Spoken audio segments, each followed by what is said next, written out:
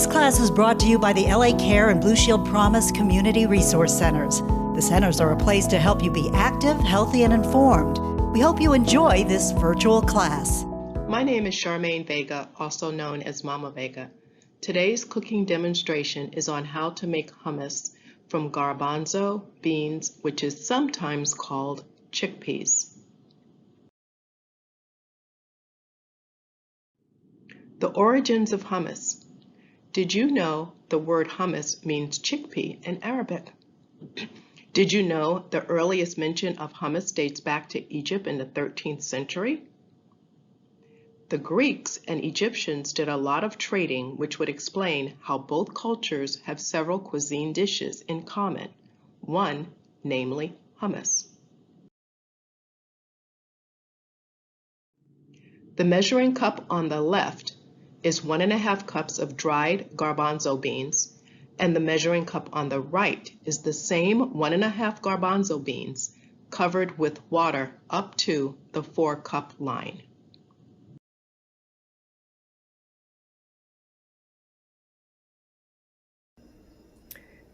Yesterday, I took 1.5 cups of garbanzo beans and I put them in a container or another measuring cup that measures 4 cups.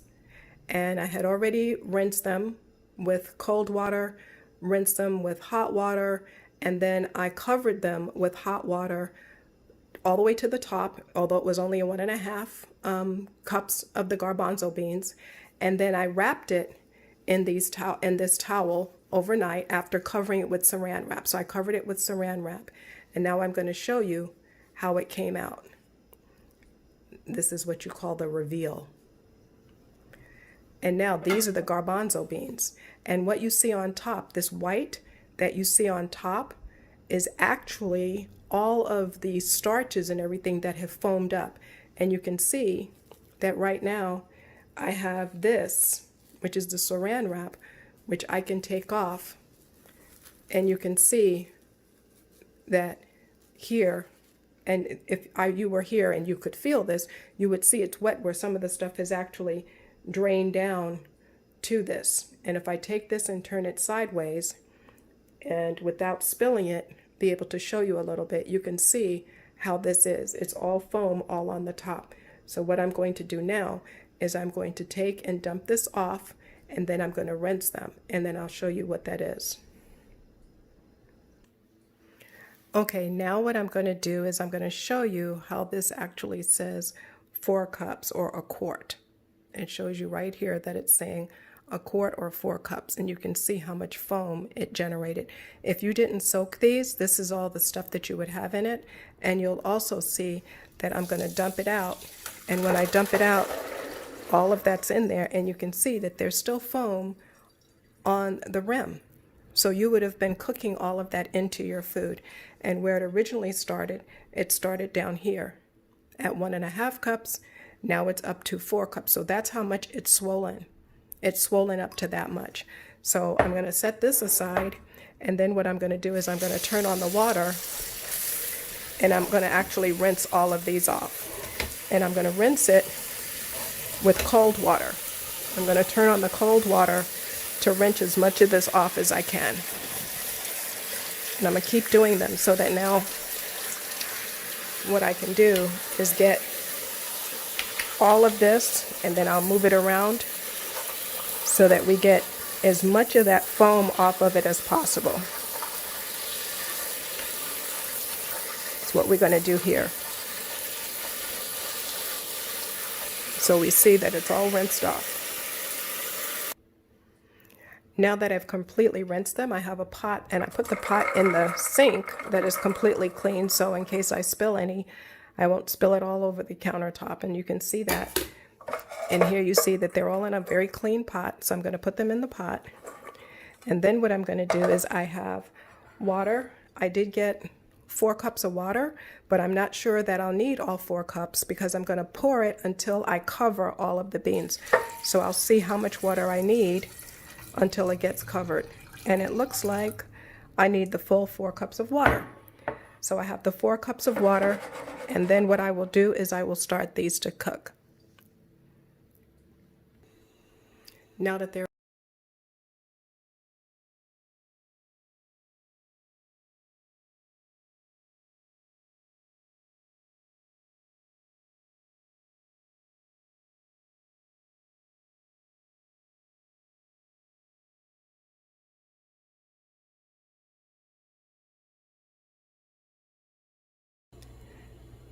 Now I'm going to show you what it looks like when I put it on the stove. It's not quite a rapid boil just yet, but you can see that it's still going to have a film on top.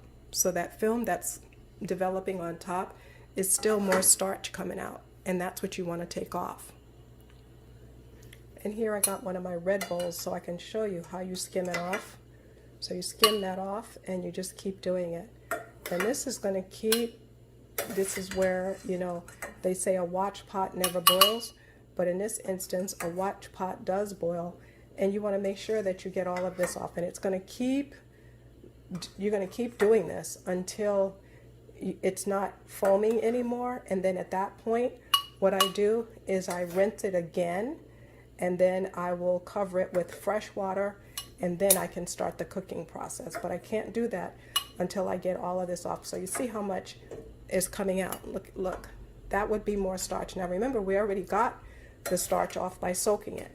So now we're taking more off, and I'm going to keep doing this until I get it all completely off, and then I'll rinse it again. So I'll get back to you. Look at how much is still in there. This is just 1 spoonful I just took out.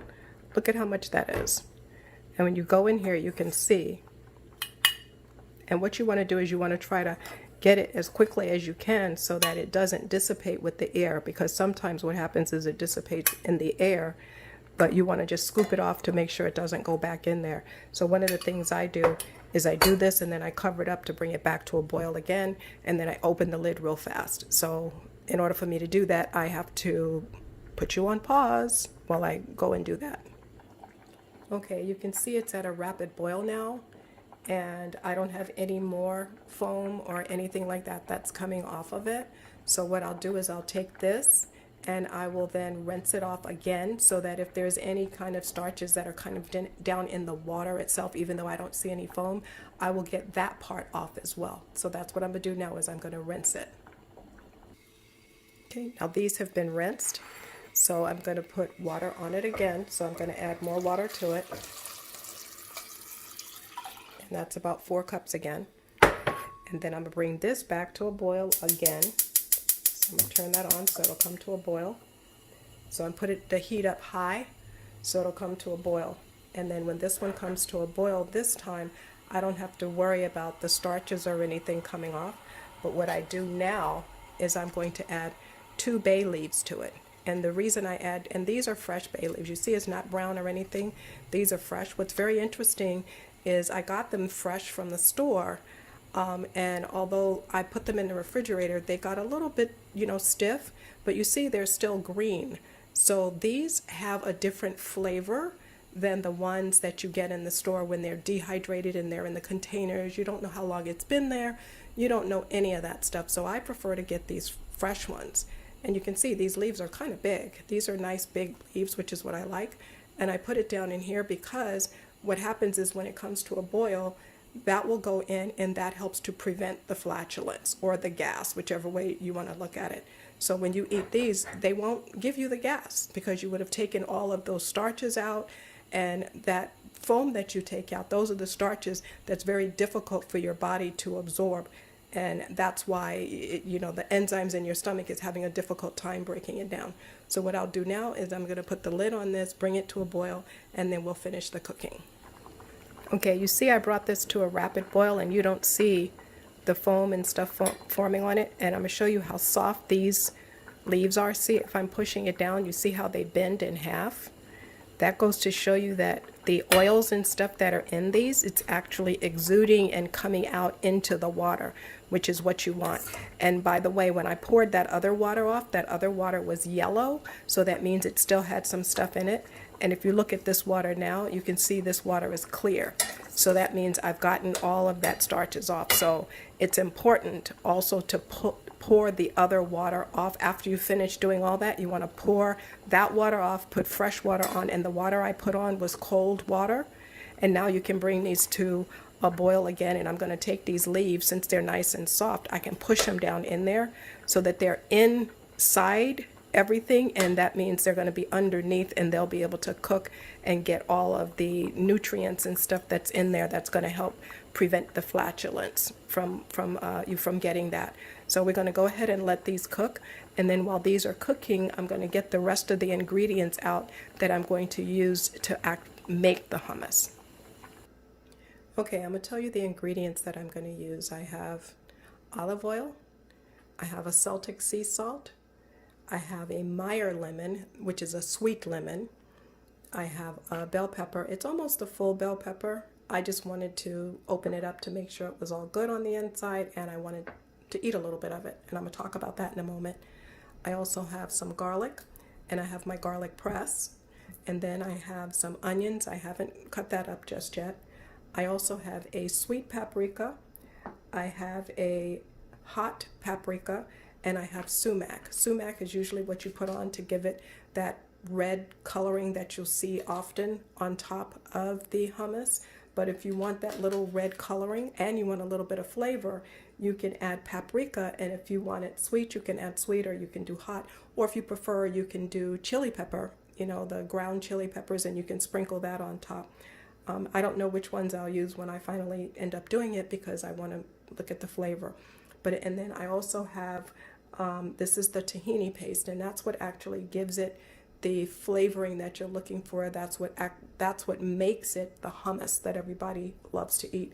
And hummus is actually made from sesame seeds. And you can take sesame seeds, soak them, add a little bit of water to them, ground them up, and you will, or grind them up, and then you will end up with the paste. And this is what this is. This is a tahini paste, and you can see this is a raw tahini paste, so it has no oils, nothing else added to it. It's just the paste itself, and this one is organic, and my seeds are also organic. I'm going to use my lemon juicer when I do my juice, or my citrus juicer rather, and I will use it to take all the juices out of the lemon. What I do want to tell you is that the only thing that I'm going to cook here after I get my beans done is I'm going to cook the onion, and I'm going to cook the garlic.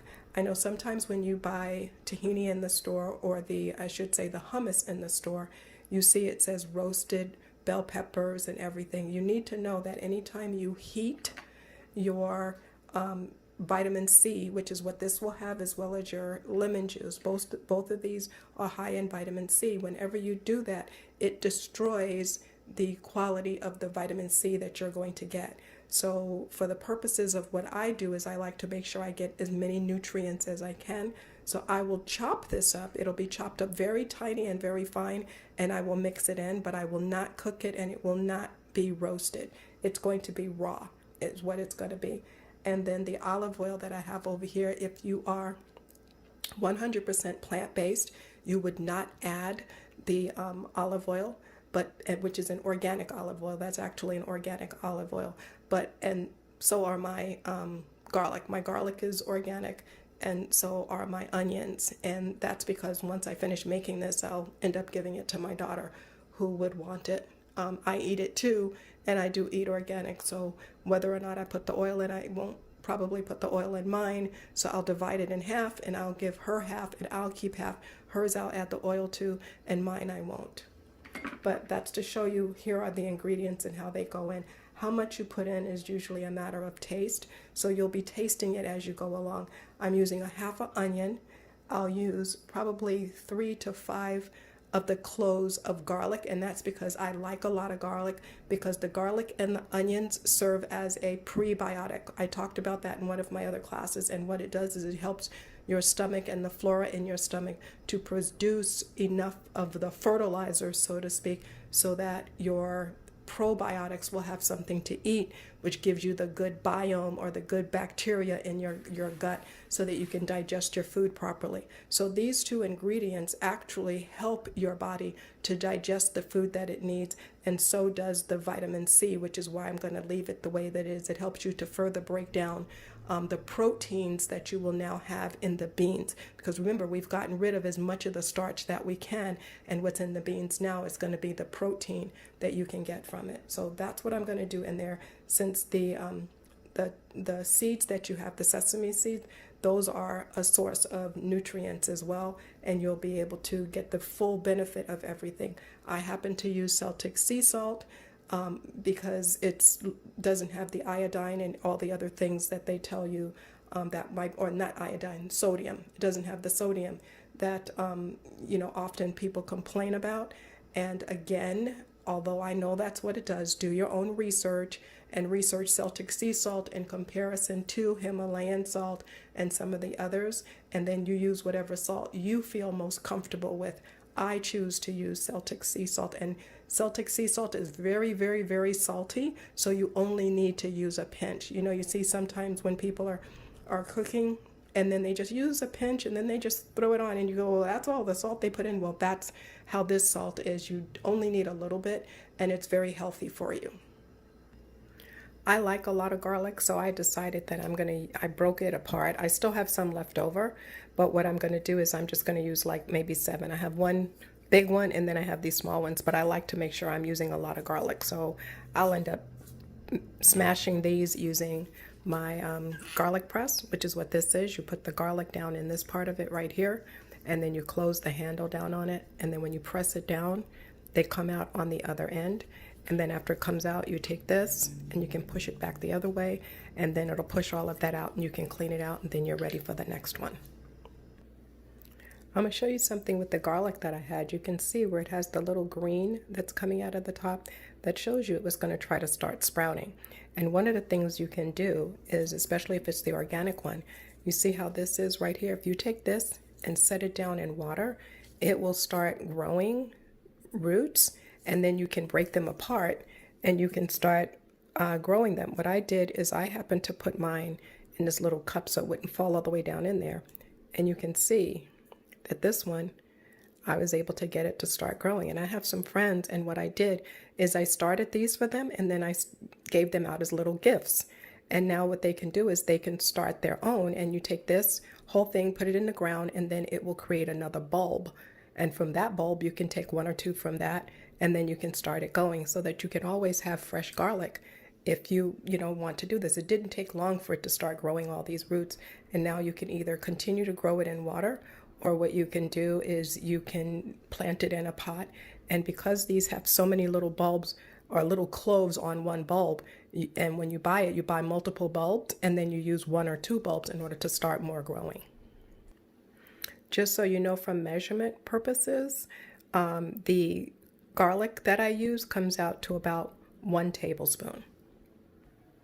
Now the beans are still cooking, but what I'm going to do over here on another burner is I took some of the water from the beans, which is what I did. You can see it's a little bit yellow, but rather than me using fresh water, which is going to take away more flavor, I like to keep flavor in, and when it's all done and said, that water, I'm going to end up throwing it away. So rather than just wasting everything, I like to use as much of it as I can. And sometimes what I do is I save that water because we've gotten rid of the starches, and I might use that water, add it with more water if I'm going to cook some rice or something. So I'm not wasting my water, and I'm not wasting any of the nutrient or whatever that would have come out of the water. Because remember, we still have the bay leaf in there. And even when I cook rice, sometimes I leave the bay leaf in and then I just cook using that. So I'm going to add this over here, and then I'm going to add a lid to it, and then I'm going to let this simmer so that these can simmer down. So this is going to be the only other thing I'm going to cook beside the beans. Everything else is going to be raw. I squeezed the 1 lemon, and that came out to about maybe 2 ounces of juice. But one of the things I'm going to show you, a trick that I do, is I take the lemon rinds and I save them, whether it's lemon, grapefruit, whatever the citrus is, and then I freeze them like this. I put them in a bag and I freeze them. And then when I want to have some type of water, I take the peeling and I put it in my water and I put it in the refrigerator and soak it. And so now I have some type of juice or water that's flavored. Now I'm going to take a look at the garlic and onions, and you can see how that is. You can see how it's more like a pate right now, where it's all cooked down. And I only used for this what I have. I just used the 2 ounces of water, but because, or it wasn't water, it was the juice from the beans. Because I put the lid on, it kept all the moisture and I didn't have to add any more liquid to it. And so now we can let that sit. We can go back to our beans and we'll see that they were a little tender. I've already tasted some, you know, and I could see that it was nice and tender. So these should be ready. And my leaves, I'm going to show you how tender these are. You see, I can even put a fork through the leaves. When you get the dried ones, you can't do that same thing. But right now you can see the fork actually goes all the way completely through. And so I know that the oils from this have seeped into the water, and I still have the water that's within this, and I will end up reserving this water in case I'm going to use it for something else. But you can see how the fork also went through the bean. So the bean is actually ready. I've now chopped up all the red bell pepper, and this is what it looks like. You can see that it's pretty fine what I did. It's very fine, and I did chop it up. I didn't put it in a blender because that might make it, you know, have less texture and it'll be too smooth, and we already have something that's going to be smooth, and that's going to be the garbanzo beans. Once we blend them, they're going to be very smooth, and you can either use a blender or you can use a food processor. I'm actually going to use a blender because my daughter needed to use my food processor, so she has my food processor. Remember, I want to keep the water so I can use it later. So what I'm going to do is I'm going to spoon these out, because if I drain it, I may get rid of too much of the water, and I'm just going to put them in here. Some people, rather than doing these whole, if you want to take the skins off, they will sit and take the skins off. But because I cook them long enough, when I blend it, I will blend it long enough for my skin that comes off of the bean to be very soft as well. So it'll be blended in and that'll be smooth. And then what I'll do is I'll also add the garlic and onions, and I will blend that into it as well. But for right now, I'm going to add all the beans in here, and then I will blend those up. And I'm going to show you now, all the beans are in here. I have all the beans there. And then here's the juice that was left. And I'll take that and add it to a jar and save it. So that I don't spill the juice everywhere, I'm going to take this and I put a little funnel on top of it, and I'm going to add it to that. And look at that. I end up having about 16 ounces, 2 cups.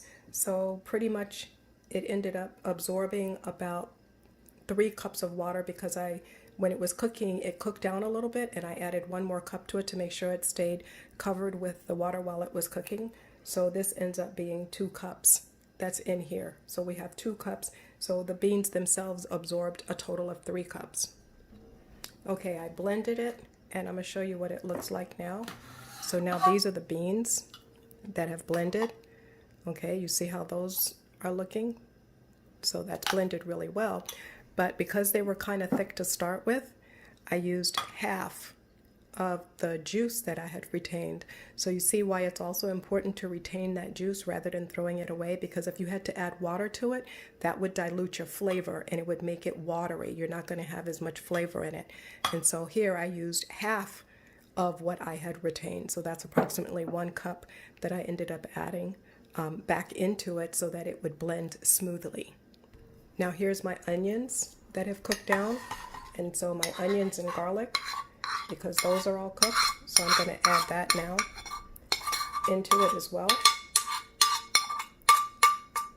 And then we'll blend that in.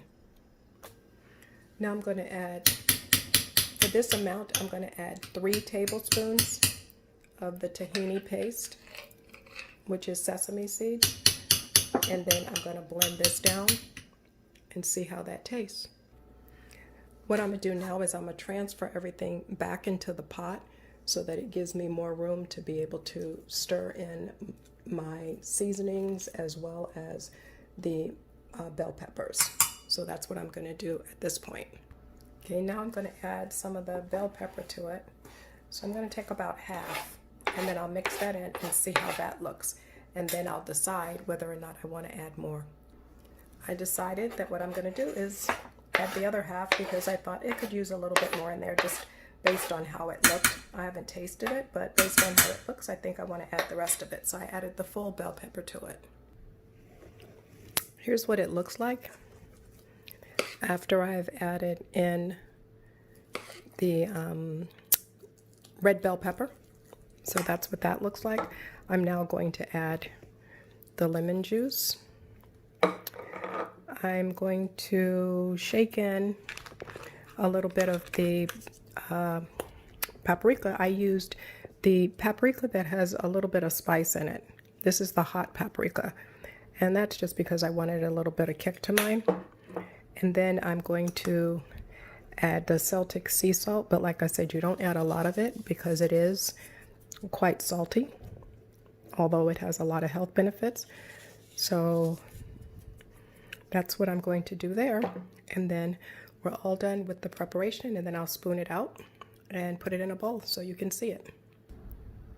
Here's the end product. And then I did put a little bit of olive oil in the center of it, and I sprinkled a little bit of the hot paprika on top.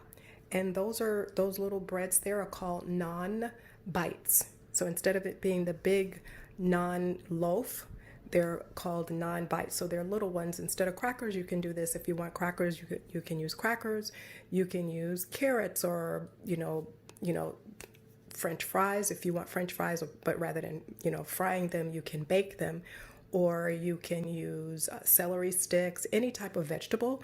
You can use that as a dip rather than using a bread.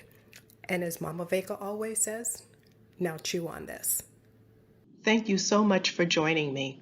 We look forward to seeing you virtually again next week and at one of our resource centers as soon as we can. Until then, stay active, healthy, and informed. Here's an important message for you.